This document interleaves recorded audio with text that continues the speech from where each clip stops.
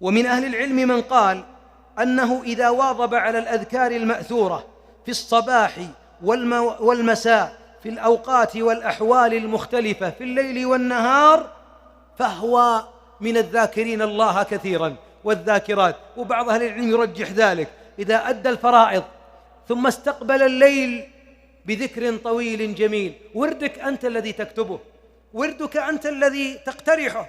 نعم، هناك بعض الأذكار الثابتة: أعوذ بكلمات الله التامات، بسم الله الذي لا يضر مع اسمه شيء، اللهم بك أصبحنا وأصبح الملك، اللهم إني أسألك العافية، وإلى غير ذلك. هذه ثابتة كان الحبيب يقولها، لكن تستطيع أن تكون لك ورد طويل. كان بعض أهل العلم يقرأ الفاتحة 100 مرة، الصلاة والسلام على رسول الله 10 20 100 200 1000 2000. هذا ذكر مشاع مفتوح، وعلى قدر أهل العزم وعلى قدر الإيمان يكون ذكرك. بعضنا ورده 3 دقائق وهو ما شاء الله وهو ماشي يسولف، وتسولف معه وينكت ويضحكه، تجد أن لسانه يتحرك أو شفتيه، وهذا ذكر صاحبه غافل. والبعض منا إذا جلس يذكر الله طلعت الشمس ولما يستتم، والبعض منهم ترتفع الشمس وينتظر بعد ذلك نصف ساعة وساعة ثم يقوم يصلي لأن ورده ما انتهى. وعلى قدر حبك وشوقك لله يكون الذكر في قلبك ولسانك. إذن وقال بعض أهل العلم: ذكر الله كثيرا ما هو؟ هذا آخر قول، قال: هو ما واظبت عليه من الأوراد والذكر ولو قل. اللي أنت مواظب عليه. بعضنا عنده ورد الله يجزاه خير، ورده لربما ساعة، لكنه في الأسبوع مرة، يوم الجمعة والسبت هذا يفتح الله يصلي الفجر جماعة، فكيف يذكر الله حتى ترتفع الشمس؟ ولذلك تجد أنه إنما هو على الفرغة. لا حرج، جزاك الله خير، لأن الذكر في أصل ذكر الله مندوب، وسنن بعضه مؤكد، لكنك إما أن تكون من الغافلين أو أن تكون من الذاكرين.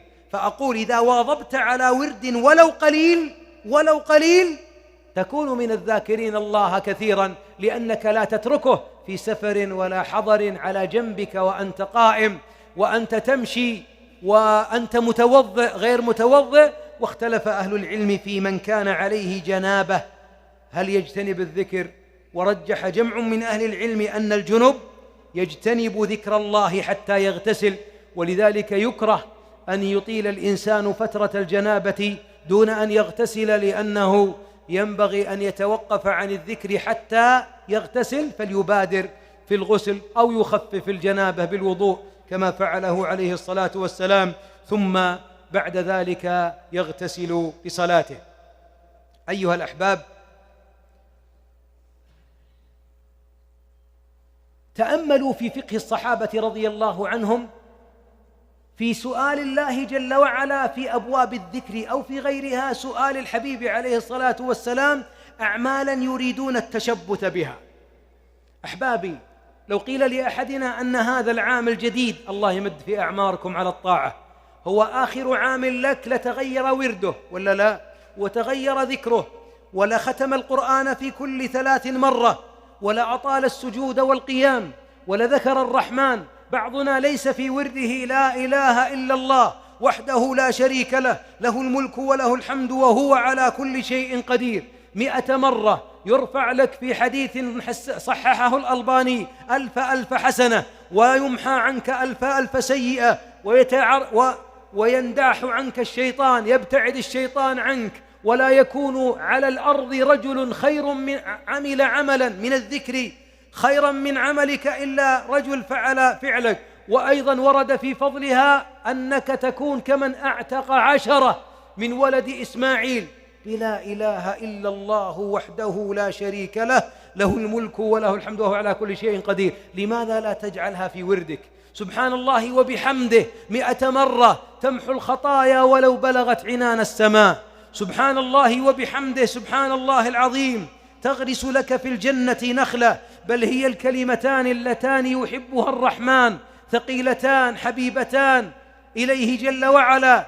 سبح الله أفضل الكلام، سبحان الله وبحمده سبحان الله العظيم. وقد ورد أفضل الكلام: سبحان الله والحمد لله ولا إله إلا الله والله أكبر. والباقيات الصالحات: سبحان الله والحمد لله ولا إله إلا الله والله أكبر ولا حول ولا قوة إلا بالله. أذكار كثيرة وغراس الجنة. ولذلك أيها الحبيب ضع لك ورد يدل على تعلقك بذكر الرحمن حتى تطمئن نفسك. أتى رجل إلى رسول الله عليه الصلاة والسلام وقد شاخ وكبر، قال: يا رسول الله، إن أبواب الخير كثيرة ولا أستطيع القيام بها، فأخبرني بشيء أتشبث به ولا تكثر علي فأنسى. صريح رضي الله عنه: أريد عملا أتشبث به لا أتركه ولا تكثر علي فأنسى. والبعض منا يبدأ بورد طويل ثم يمل. ابدأ في الترقي في درج الإيمان خطوة خطوة ودرجة درجة، وهكذا حتى في قيام الليل. تقوم بالليل ب3 ركعات، ثم ب5، ثم ب7، ثم ب9، ثم ب11، وإن استطعت إلى 13 لا حرج. تقوم بجزء أو قبل ذلك بنصف، ثم بجزء، وهكذا حتى تترقى. وردك يكون في نصف ساعة تقضيه، ثم 40 دقيقة تزيده، وهكذا حتى تألف الذكر وتسير مع هذا الذكر وتداوم عليه. قال الحبيب له عليه الصلاة والسلام: لا يزال لسانك رطبا بذكر الله. هذا الطلب. أريد أن أتشبث بشيء حتى ألقى الله. لا يزال لسانك رطبا بذكر الله. هذه وصية محمد عليه الصلاة والسلام، ليست لهذا الرجل بل لي ولك ولها ولكل مسلم على أديم الأرض. لسانك رطب بذكر الله معناه أنه يتحرك. الرطوبة لا تكون في لسانك حتى يكون دائما يتحرك فيتبلل. أما ولذلك إذا وقف اللسان يبس، معناها أنك آناء الليل وأطراف النهار تذكر ربك جل وعلا. واذكر ربك في نفسك، اذكر ربك في ملأ، اذكر ربك جل وعلا في كل حال حتى تجد الأنس. إذن هذه تجارة. حتى قال بعض أهل العلم: هذا السائل من فقهاء التجار من الصحابة. لكن ليست تجارة الدنيا، إنما تجارة الآخرة. أريد شيء أتشبث به. الصيام عبادة ما أوصاه بها، مع أنها عبادة جليلة، لكن لن يديم عليها لو استطاع، سيضعف. لكن لسانك ولو كنت في العناية المركزة والأنبوب في الأنف والرئة تعمل بجهاز والقلب على جهاز الإنعاش القلبي، تستطيع تحرك لسانك، تستطيع أن تحرك لسانك وتحرك شفتيك وتذكر الله ولو في نفسك. لذلك وصية للجميع معاشر الأحبة: مد الله في آجالكم على الطاعة. الله الله بلا إله إلا الله، وبذكر الله على كل حال. واعلم أيها المبارك أن ذكر الله جل وعلا يسير على من يسره الله عليه. ولك بعض العبادات في الدعاء مضاعفة. من فقهها أن بعض الطاعات مضاعفة. حبيبنا في حديث جويرية بنت الحارث رضي الله عنها: أمي وأمك، عندما خرج منها لصلاة الفجر وعاد إليها الضحى وكانت عندها النوى وتذكر الله، وذكرها لله كثيرا كثيرا كثير. تصور واحد يذكر الله من بعد الفجر إلى 9 الصباح، الله أكبر. بعضنا يا أحبابي حتى صلاة الضحى ما يصليها، وهي صلاة الأوابين، وهي التي تسدد فواتير العافية. يصبح على كل سلامة من أحدكم صدقة، حتى قال: ويجزئ عن ذلك 2 يركعهما من الضحى. قال لها الحبيب عليه الصلاة والسلام: أما زلت على الحال الذي تركتك عليه، أي تذكرين الله؟ قالت: نعم. قال: لقد قلت 4 كلمات بعدك، 4 كلمات 3 مرات، لو وزنت بما قلت منذ الصباح لوزنتهن سبحان الله وبحمده عدد خلقه ورضا نفسه وزنة عرشه ومداد كلماته. هذا من فقه الدعاء. معنى ذلك أن تقوله. أحيانا أذكر الذكر المضاعف، مثل ليس عندي ورد لا بد أن أقرأ في القرآن ولكني عجزت أن أجلس للقراءة، ردد الفاتحة 3 فإنها تعدل القرآن، ليس عددا بالحروف إنما أجرا. أيضا رددها 10 مرات. وقد حسن الألباني حديثا عنه صلى الله عليه وسلم أن من قرأ هو الله أحد، من قرأ قل هو الله أحد 10 مرات بنى الله له بيتا في الجنة. تقدر تبني بيت في مكة؟ البعض منا عاجز ولا تلام، لكن حرام عليك تترك بيت في الجنة. وإذا بنيت البيت في الجنة لا تنسى النخل، الله يجزاك خير، سبحان الله وبحمده سبحان الله العظيم، غراس الجنة، والجنة قيعان. وهكذا لا تترك الذكرى ولو كان بذكر يكرر، كما قالت امرأة لأحد الدعاة: ما أحفظ يا شيخ إلا قل أعوذ برب الناس وقل أعوذ برب الفلق وقل هو الله أحد. قال ردديها كل يوم 20. فاتصلت عليه قالت يكفي 1000 مرة، رددتها 1000 مرة، هذه 333 وهذه 300، مع أنه ليس ورد ورد عن الرسول نصا، لكنها قالت دام القرآن يعطى الأجر على الحرف إذن سأردد الحروف. الله لا يسألني لماذا لم أحفظ البقرة وآل عمران، لكن بيسألني اللي في القرآن اللي في قلبك لماذا لم تقرأيه. كم في قلوبنا وكم نحفظ من القرآن، فردد وكن من الذاكرين الله كثيرا والذاكرات. إذن أعود أيها الأحباب لألملم معاشر الأحباب هذه المحاضرة حتى ننتهي إلى وصايا. يقول عليه الصلاة والسلام: إن الله يقول في الحديث القدسي: أنا مع عبدي إذا ذكرني وتحركت بي شفتاه. والله يا أحبابي بعضنا يصور سيلفي لبعض الناس تيوريهم أنه كان معه في ربع ثانية، أنا مع فلان مبسوط، يشخص باللي يصور معه. يا أخي الله تكون مع الله ما دامت الشفتين تتحرك. الله ملك الملوك، خالقك، رازقك، الذي وسعت رحمته كل شيء، وجنته عرضها السماوات والأرض. إذا ذكرته وتحرك لسانك وشفتيك به كان معك. وهنا قال أهل العلم فائدة: الذكر لا يكون بالصمت، يشترط في الذكر أن تتحرك الشفتين وأن يتحرك اللسان ويسمع نفسه. ولذلك الصمت حتى في الصلاة يكبر ويقول هكذا: ما تقرأ؟ قال أقرأ بقلبي. القراءة والذكر لا بد فيها من تحريك الشفتين واللسان. أيضا في الحديث الآخر: كنا عند رسول الله عليه الصلاة والسلام فقال: أيعجز أحدكم أن يكسب كل يوم 1000 حسنة؟ فسأله سائل من جلسائه: كيف يكسب أحدنا 1000 حسنة يا رسول الله؟ قال: يسبح 100 تسبيحة فيكتب له 1000 حسنة أو يحط عنه 1000 خطيئة.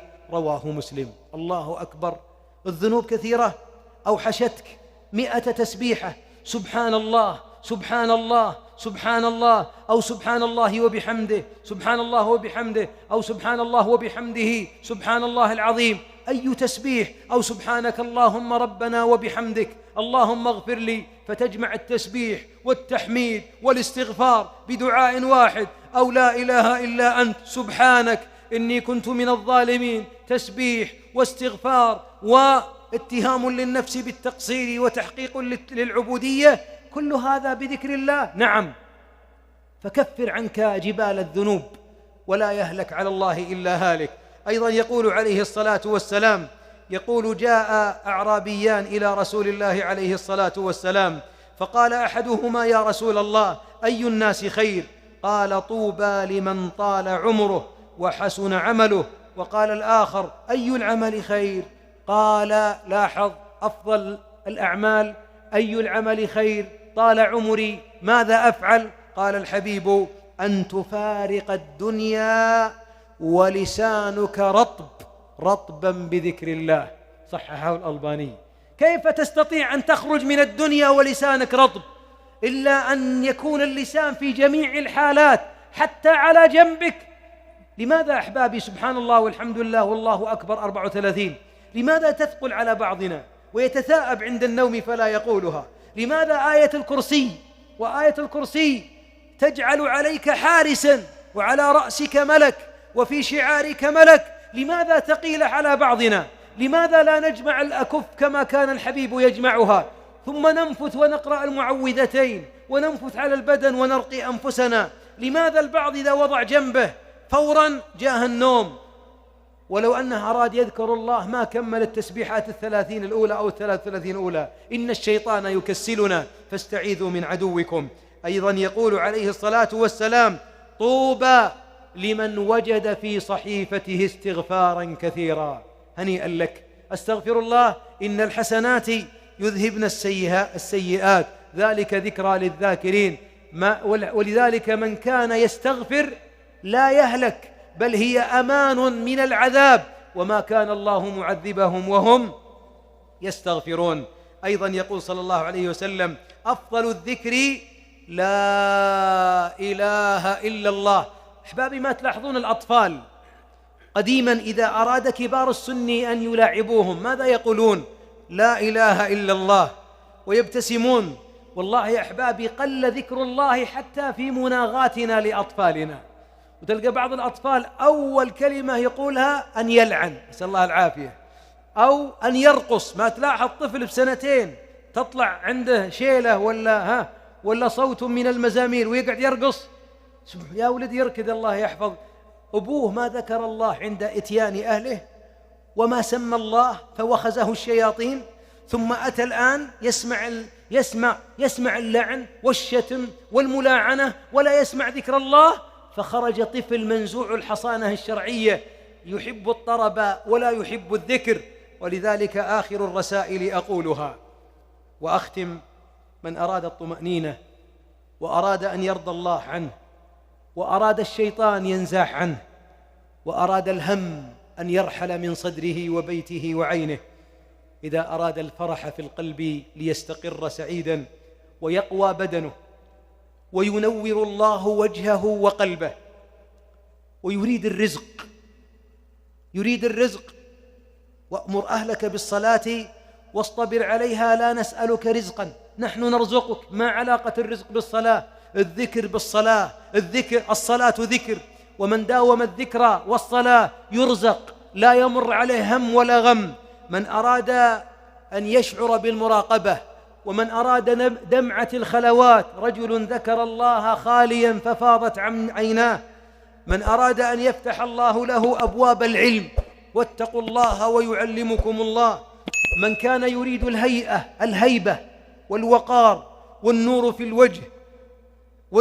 في الوجه والصلاح في الذرية، من أراد حياة لقلبه وأراد جلاء له وأن يحط عنه الذنوب، والله ولو بلغت عنان السماء ويريد الذنوب أن تنحط، فليداوم على الذكر، ويذكر الله قياما وقعودا وعلى جنبه، ويذكر الله قبل طلوع الشمس وقبل غروبها، ويردد لا إله إلا الله، فهي أجمل الذكر وأجمل الكلام. سبحان الله والحمد لله، لا إله إلا الله والله أكبر. وهنا وقفة ختامية. أبناؤنا يا معاشر الآباء، مع ثورة التقنية وانتشار الثقافات الوافدة وانبهارهم بالملهيات حولهم وبين أيديهم، قل ذكرهم لله. ينظرون للجوالات وللألعاب الإلكترونية أكثر من رؤيتهم للقرآن ومن ذكرهم للرحمن. دورك شرعي وواجب عليك أن تعبدهم لله بكثرة ذكر الله. ونحن هذه الأزمان نستطيع أن نتواصل بذكر الله برسائل جوال. نعم، تستطيع أن تضع منبهات في جوالك، صلاة الضحى، اذكر الله كما هذه ترسل في الجروب في صلاة الضحى تذكرهم بقراءة آخر آيتين من سورة البقرة، بقراءة سورة الصمد، قل هو الله أحد، بالتذكير بلا إله إلا الله، بأفضل الكلام، بلا حول ولا قوة إلا بالله، بغراس الجنة. تقول لهم إن إبراهيم الخليل يسلم على أمة محمد ويخبرهم أن غراس الجنة سبحان الله والحمد لله ولا إله إلا الله والله أكبر. فليسمع أبناؤنا في البيت أيضا التهليل. إذا غضبت من ابنك قل له: يا ولد أصلحك الله اجلس، هداك الله لا تفعل، جعل الله القرآن ربيع قلبك قم، جعل الله الصلاة قرة عينك استيقظ. اجعل نداءك وغضبك وصراخك دعاء وذكر. لا يسمع منك لعنة ولا شتيمة ولا تقبيح، فالمسلم ليس سباب ولا فاحش بذيء. نعم وكذلك الزوجات، إن ذكر الرحمن أيضا لا بد أن نجفف منابع مزمور الشيطان، فإن ذكر الله والقرآن لا يجتمع في قلب مع الألحان. فإن بعض الأبناء إنما هو يحب ما يرقق دينه، أن يكون رقيقا، ولا يحب الناصح ولا الذكر. ادفع ابنك في رياض الجنة حلق القرآن، وأكثر من دعائك له، واسألهم عن أورادهم، واسألهم عن ورد الصباح. وجميل البيت يقول: والله باقي على الغروب ربع ساعة. طيب أبنائي، كل واحد منا يخلو بربه يذكر الله. إذا صلينا الفجر جماعة، نقول إذا كان يوم خميس أو جمعة يمكن في أيام الدراسة: يا بني ما رأيك حتى ترتمع الشمس قدر رمح أو قيد رمح واذكر الله. وهكذا حتى الطفل نلاعبه بالذكر: قل لا إله إلا الله، فيقولها ناقصة، فنرددها له حتى يتقنها ويحفظ القصار من السور. بهذا تحفظ البيوت وتحفظ القلوب وتحفظ الأبدان ونورث السعادة. أخشى أيها الأحبة أن ننسى الله، فإن الذي ينسى الله يعيش في الغفلة. ومن أعرض عن ذكري فإن له معيشة ضنكا ونحشره يوم القيامة أعمى. قال: رب لم حشرتني أعمى وقد كنت بصيرا. قال: كذلك أتتك آياتنا فنسيتها وكذلك اليوم تنسى. أسأل الله جل وعلا أن يجعلنا من الذاكرين كثيرا، وأن يختم بالسعادة آجالنا، وأن يجعل آخر الكلام لا إله إلا الله، وأن يتوفانا وقد رضي عنا، وأن يصلح فساد قلوبنا، وأن يجلو قلوبنا بذكره. اللهم صل على محمد وعلى آل محمد، وآخر دعوانا أن الحمد لله رب العالمين.